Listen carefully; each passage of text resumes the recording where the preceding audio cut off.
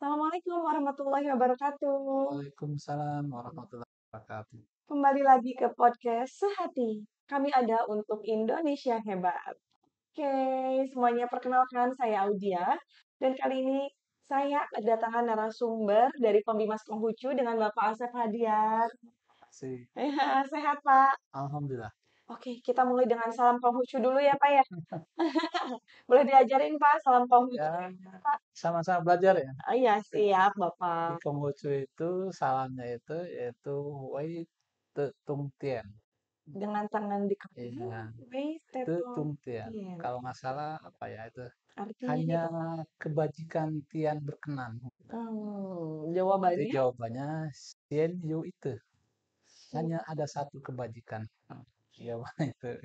Kalau Siap. nggak salah ya, bisa sama belajar saya buat di. Oke, oke. Oke Pak, kalau Pembimas Konghucu ini di kantor wilayah Kementerian Agama Provinsi Jawa Barat nih, mulai kapan sih Pak adanya Pembimas Konghucu gitu Pak? Ya. Kalau secara regulasi, ya, kalau lihat di PMA 19 tahun 2019, di Kanwil Jawa Barat itu sudah ada Pembimas Konghucu, gitu 2000. kan. Itu sesuai dengan Ortaker instansi vertikal. Hmm, Cuman realisasi keberadaan Pembimasnya ini baru terrealisasi pada tahun 2021. berarti baru 2 tahun ya Pak ya, 2023, Tiga dua 2021 tahun ini. lah gitu. Dan saya pembimas yang ketiga Jawa Barat dalam Bapak jangka waktu masih 2 tahun sudah ada tiga tiga pembimas pembimas ya, coba. cepet juga ya rotasinya Pak ya, rotasinya.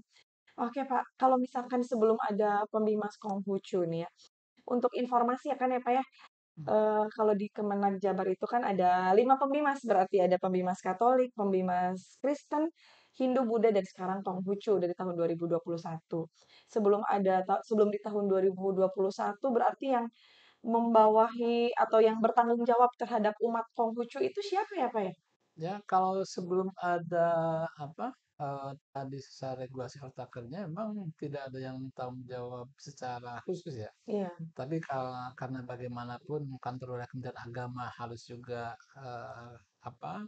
melayani umat, gitu kan. Semenjak 9 tahun 2000 bahwa Konghucu sudah menjadikan oleh pemerintah itu dijadikan agama, Mhm. ya otomatis biar tanggung jawab Kanwil Bersama. Jawa Barat ke Kanwil Hmm. yang notabene mungkin itu bisa didelegasikan dengan Kabag TU-nya gitu kan. Oh, Nah, sementara kalau sekarang sudah ada pembimasnya, iya. ini pun belum semua di kabupaten, di Kemenang Kabupaten Kota ada penyelenggaranya gitu Hmm. kan. Nah, ini baru di Kali Jawa Barat hanya ada satu pembimas gitu kan. Belum Iya. ada penyedia-penyedia di kabupaten kotanya. Makanya saya bekerja sendiri, tapi itu bisa kita koordinasikan dengan para kemenag. Para Hmm. kemenag di kabupaten kota secara kepemerintahannya. Juga kita bisa koordinasikan dengan Majelis Tinggi Agama Konghucu Jawa Barat. Itu Majelis tingkat? Majelis Tinggi Agama Konghucu Oh, Jawa Barat, yaitu majelis Matakin. tingkat. Oh, Nah, iya. juga kita koordinasikan dengan Majelis Agama Konghucu yang ada di kabupaten kota. Gitu. Nah Hmm. itu setelah ada PIMAS, saya koordinasinya dengan mereka. Kalau rata-rata di setiap kota kabupaten sudah ada Pak tadi majelis tinggi Ah, ini Majelis Majelis Agama Konghucu ini baru ada 33 Majelis Agama Konghucu Indonesia. di Indonesia.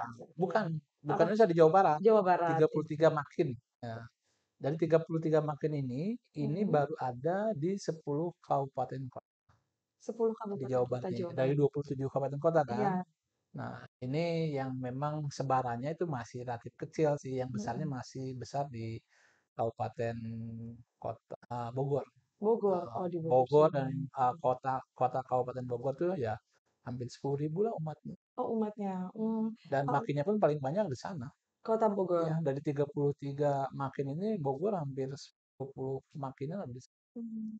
Kalau misalkan untuk se-Jawa Barat itu sendiri ada berapa banyak sih Pak jumlah umat Konghucu? Nah, kalau pendataan yang baru kami lakukan, Hmm. ini kurang lebih hampir 16.016 orang.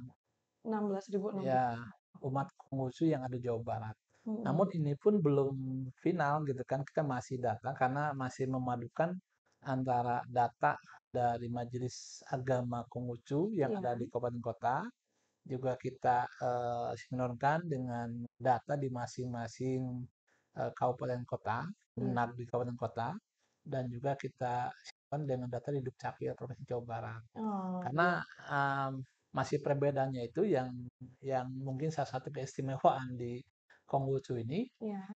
di KTP-nya bisa dia bukan agama Konghucu, Konghucu, iya. tapi di waktu ibadahnya dia Ikut di beragama, Konghucu, beribadah di tempat Konghucu di gitu ya, gitu. Pak, ya? Nah ini makanya belum tentu Mhm, mhm, yang nanti kalau di Dukcapil yang terdata misalkan itu secara KTP sekian ribu, nah mhm. mungkin di luar yang Di tempat non ibadah KTP mungkin tadi itu lebih banyak. lebih banyak gitu ya, Pak, Makanya ya? nanti kita sinkronkan dengan Oh, umat agama yang sering ibadah ke tempat ibadahnya, tapi dia non Konghucu agama yang lain. Nah, itu akan kita sinkron data itu. mmm, Namun sementara masih di 16.016 orang di Jawa Barat ini. 16 orang, oke. Kalau misalkan untuk, di Pembimas Konghucu ini sendiri nih, Pak, yang jadi program utama Pembimas Konghucu di Jawa Barat di Hmm. tahun 2023 itu apa sih, Pak? Kalau kalau bicara program memang begitu Mhm. masuk kita belum punya anggaran untuk program itu. Tapi tetap Oh, kita walaupun tidak belum ada anggaran untuk program kegiatan, tapi yang pertama yang saya lakukan tadi pertama adalah bagaimana mensosialisasikan tentang bahwa apa eh, tentang sudah umat agama Konghucu ini sudah bisa didaftarkan dibuatkan di KTP. Ini iya. karena masih masih ada sebagian Konghucu yang masih ragu dia Mmm, mencantumkan di KTP. Yang keduanya tentunya kita pembinaan secara administratif iya, kepada umat Konghucu karena bagaimanapun eh, sekarang kan sudah ada bapaknya lah. Ya, iya. kan? Di kampus itu sudah ada Bapak pembimasnya. Ferhadiat ya? Nah, tinggal Mhm, bagaimana mereka itu harus memahami tentang apa tentang SOP birokrasi dan mhm. beradministrasi gitu kan. Mmm, Karena selama ini kan awal Konghucu kalau kegiatan-kegiatan merasa sendiri di aja gitu ya, Pak, ya? sendiri, dana Mhm, sendiri gitu kan. Nah mhm, sekarang kita sedang sosialisasikan karena bagaimanapun ya tadi harus bergandengan i dengan pemerintah gitu kan. iya Karena dong, Pak. sudah diakui tadi itu. Karena Mhm, kalau tidak mau bergandengan dengan pemerintah baik di kabupaten kota ya tidak akan diketahui kan gitu iya, masyarakat luas tentang keberadaan Konghucu tadi ini. Inilah yang harus ada keterbukaan dari umat Konghucu juga gitu mmm. kan. Nah, kalau ngobrolin itu nih, Pak, tadi kan Bapak bilang banyak yang di KTP-nya agama lain, kemudian tapi dia beribadah di tempat ibadah Konghucu nih. Mereka apakah umat Konghucu ini apakah sudah terbuka nggak sih, Pak, ke masyarakat bahwa kami ini umat Konghucu gitu atau gimana nih, Pak, kondisi yang terjadi di masyarakat Ya, gitu, Pak? ya semenjak tadi sudah ada Perpres 9 tahun 2000 tadi itu, ya mereka sudah mulai terbuka dan berani bahwa Mengakui gitu mengakui ya, Pak, bahwa ya? saya itu agama Konghucu. Mhm, Makanya inilah salah satu program tadi saya tadi itu bagaimana mendorong mereka itu mensosialisasikan bahwa perubahan KTP di apa di di seluruh Dukcapil itu dunia udah ya? bisa. Kalau kemarin Mhm, misalkan dia Kristen atau agama yang lain lah gitu iya, kan. Nah kalau dia merasa Konghucu itu bisa perubahan itu sudah mmm, diakui itu. oke, oke. Kalau misalkan umat Konghucu itu sendiri, Pak, dia ada kendala nggak sih, Pak, di tempat beribadahnya gitu? Maksudnya dalam menjalankan ibadahnya apakah ada kendala apa gitu ya, Pak, ya, sih? Ya, saya selama kurang lebih ini baru 6 bulan kan ya, Tertutup apa gimana baru gitu ya, dia baru menutupnya? kurang lebih 6 bulan jadi pemimas Iya, dan saya sudah coba koin apa turun ke lapangan ke gitu ya, Pak, ya, melihat lapangan kondisi tentunya langsung tadi gitu. nggak ada penerimaan masyarakat dengan Iya, Konghucu ini eh, sangat sangat apa welcome gitu kan ke mhm, Konghucu ini. Ya saya aja yang yang saya lahir memang di mhm, lingkungan Tionghoa tadi iya, itu berarti saya baru tahu oh berarti yang dulu saya itu tuh orang Konghucu gitu kan mmm, jadi semua udah lama diterima masyarakatnya itu cuman karena mungkin dari segi regulasinya saja yang oleh iya, pemerintah baru baru diresmikan ya tadi ya, Pak, ya, ya 2019 ya?